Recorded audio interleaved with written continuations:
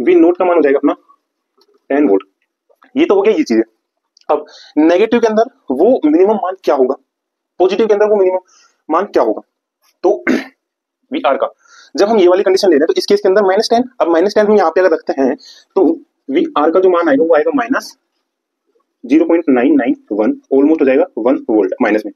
और इस वाली कंडीशन के अंदर, इस वाली के अंदर जब हम रखेंगे तो आएगा 0.991, लगभग 0 और ये आ जाएगा लगभग 1.0 वोल्ट के।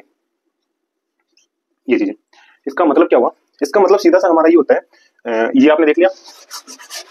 इसी तरीके का एक क्वेश्चन और है, मैं सीधा आपको वो क्वेश्चन दिखाऊंगा, ठीक है। इसके बाद तो एक ये हुआ। अब इसके बाद हमारा जो नॉर्मली ये वाली दे रखी है, मान लो साइन वेव हमारी बन रही है ये कुछ इस तरीके से, जिसकी पीक हमें दे रखी है 1.5। यहाँ पे हम आउटपुट देख लेंगे इसका, ये आउटपुट यहाँ पे 10 वोल्ट। अब एक में क्या दे रखा है, प्लस ले रहे हैं, जब वी आई ग्रेटर देन है और हमारा क्या मिला प्लस, ये दिस वन।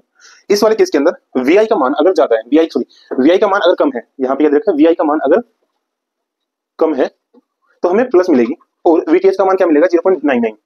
मतलब वी आई का मान ज्यादा है और वी आर का मान यहाँ पे क्या है 1, लगभग मान लो 5 और 10, यहाँ पे वी आर है, राइट। तो वी आर तक हमारे पास क्या जाएगा, इसका मान 10,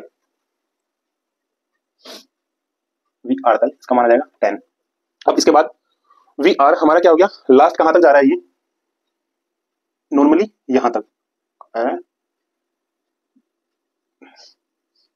ये हो जाएगा -1.5, तो ये 5 1, इस तरीके से आप इसको ड्रॉ कर सकते हो।